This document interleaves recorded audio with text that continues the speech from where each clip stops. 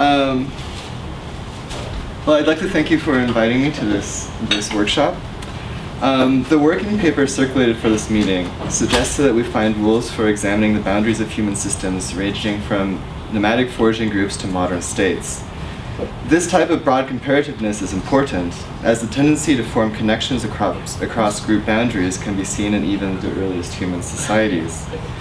But the question here is to what degree such long-distance connections actually produced meaningful systems, and how such systems of interaction actually changed the course of human history.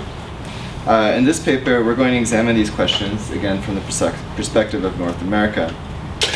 We're going to argue that North America can be treated as a meaningfully interacting system by at least the second millennium of the Common Era. After overviewing some general evidence for interconnectedness across North America, I'm going to focus on the relationship between California and the American Southwest, two areas where I'll argue that external trade was a critical factor in the development of complex societies.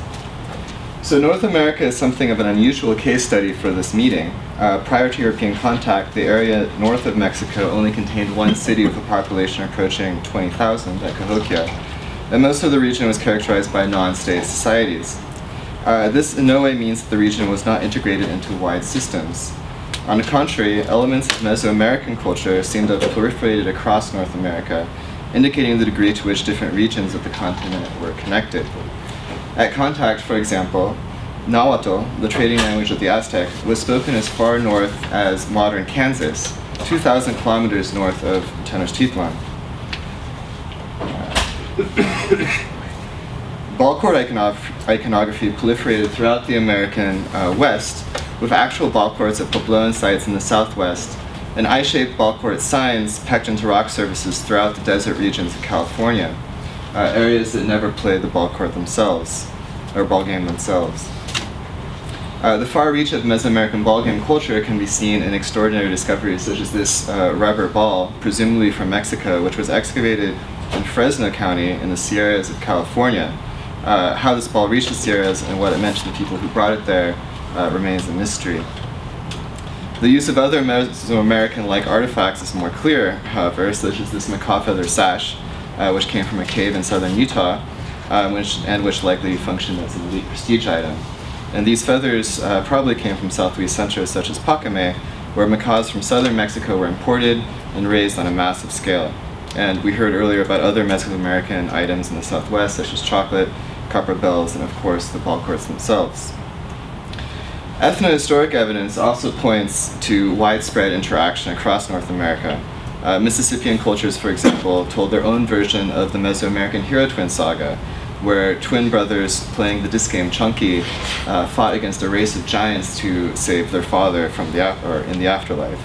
Additional support for Mesoamerican connections in the Mississippian world can be found at the great city of Cahokia, where Mound 72 contains 52 sacrificial female burials surrounding a principal individual, with 52, of course, being the number of years in the Mesoamerican calendar round.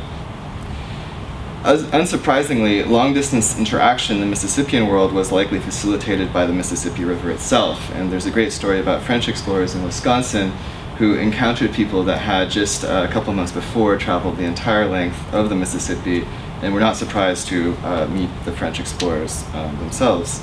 Also in coastal California, pretty much everywhere Cabrillo made landfall, he met people that talked about similar armed and dressed people in the interior, which was almost certainly referencing the Coronado expedition, which at the time was 500 kilometers away. So hopefully this brief introduction to connections across North America show that even non-state societies of North America maintain strong connections across the continent. The question, of course, again, is if any of these interactions are meaningful or systemic.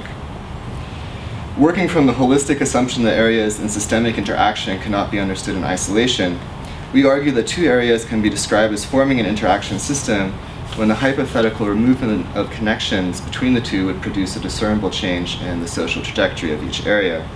In other words, what are the mechanisms driving social change? Were the mechanisms driving social change dependent on interaction in any large or significant fashion? So in the rest of this paper, we're going to look at California and the Southwest as a case study for this type of interaction, And we're going to argue that external change was critical to the development of complex polities in both areas. The period that we're going to talk about is between about 900 CE to about 1200 CE, and it was a time when we saw drastic changes in both California and Southwest. We had increase in population, sedentary villages expanded, social hierarchies became increasingly stratified. And we're talking about, in the Southwest, sedentary towns with maize agriculture. In California, a lot of coastal subsistence groups characterized by sedentary life in villages, craft specialization, and hierarchical leadership. And importantly, between these two areas, nomadic groups such as the Mojave, which were traveling from the coast into the Southwest carrying trade items. So the primary goods that I'm going to be talking about are shell beads. So strings of shell beads formed a currency throughout the American West and were often used as a medium of exchange. And whether or not that means that they were currency is somewhat debatable. But strings of shell beads would be wrapped in standardized lengths, either around the palm of your hand or around your arm, and they would be used as a standardized means of exchange. In the historic period, for example, wrapping a string of shell beads twice around the palm of your hand was an amount that could be exchanged for a Spanish silver coin. And there's lots of historical accounts from the Southwest of trading shell bead currency for mantas, cotton blankets, hides, and other things. One quote comes from Frank Cushing in 1880, who wrote that shell beads were once the staple currency of the Pueblo race with fixed values. So the source for the shell that you see in the Southwest was undoubtedly coastal California, specifically the Chumash people on the islands off the coast of modern Santa Barbara. And between the period that we're talking about 900 CE to 1200 CE, Chumash spell specialists produced literally several million olivella beads that were exported to the mainland coast. And from there they wind up in the southern San Joaquin Valley, the Mojave Desert, and then tens of thousands of them have been found in the American Southwest.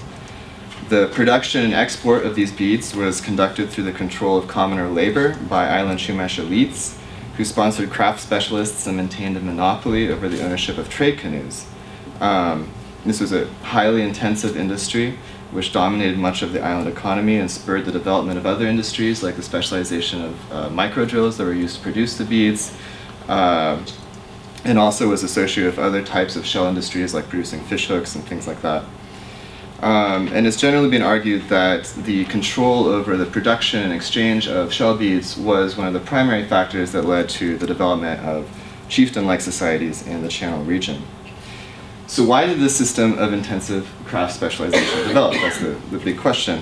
The traditional explanation was that islanders didn't have enough food resources and needed to have some sort of trade good to trade for food from the mainland. This has been discredited by a number of different scholars working over the last several years. And I've argued in the past that it must have been both internal and external factors that promoted the origins of this shell bead industry. There were a lack of certain material goods on the islands, which would have necessitated some sort of value-added trade good, but without external demand, and we're talking about demand both on the mainland coast, but also in areas throughout Western North America, such as the Southwest, there wouldn't have been a market for all of these millions of beads that were being produced. So I would say that these markets in places like the Southwest should be seen as central to the development of complexity in Southern California. In exchange for these beads, people in the Southwest were setting back a number of goods. One of the primary ones were ceramics. Ceramics were not produced in prehistory south of modern-day Long Beach, north of modern-day Long Beach rather, and pots would have been, these pots from the Southwest would have been important prestige items in the sort of chiefdoms that we see in Southern California. There's a total of 7 known coastal sites in the Chumash region and 43 interior sites that have ceramics that have been found from the Southwest. And these shards come from Los Angeles, and they're Hohokam, Sacton, Red, and Buff. Most of these types and most of these sites date again from this period between around 900 to 1100 or 1200 CE when we see the intensification of these exchange systems.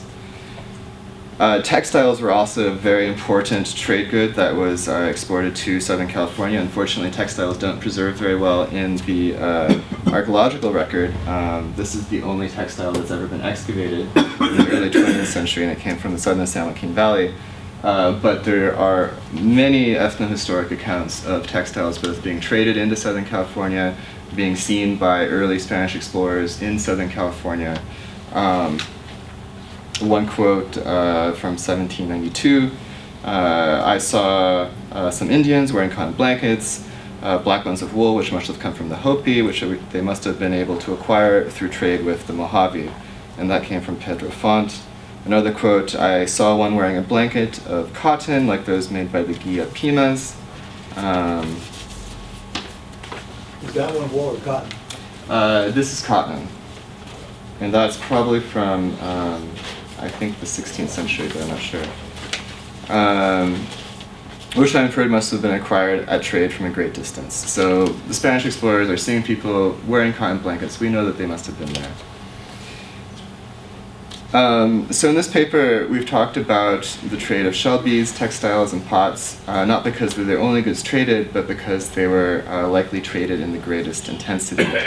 Considerable evidence also exists for the exchange of asphaltum cakes, which would have come from modern Los Angeles or the southern San Joaquin, steatite, which would have come from the southern Channel Islands, obsidian shell bracelets, which came from the southwest, ceramic figurines from the southwest, which we've excavated from sites throughout Southern California, and other items. So clearly considerable trade was occurring between California and the southwest, but again the question is whether this was systemic. So as I mentioned at the beginning of the paper, when we see regions that are systemically connected, and Guillermo also mentioned this, one way to test for that, which André Gunder-Fenck proposed, is to look for parallels in social trajectories to see if we can see intensification or contraction happening at the same time.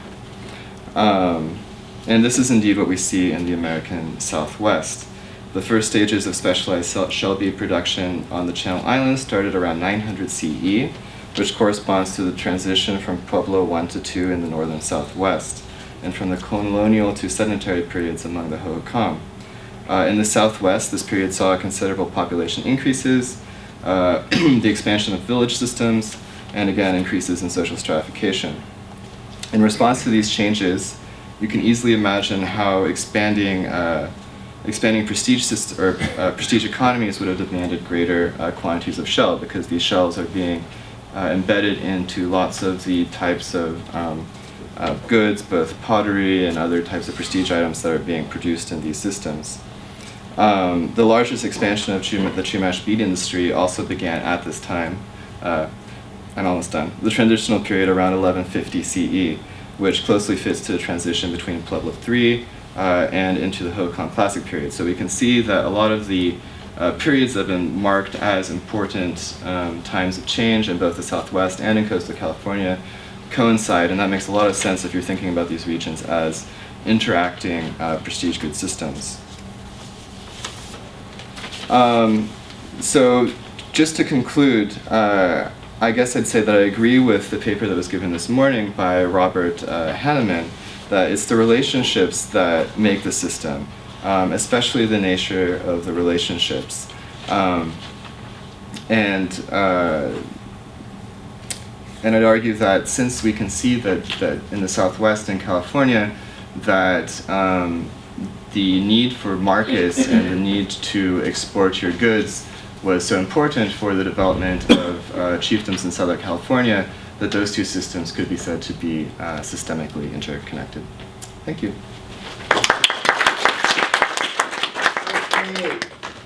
I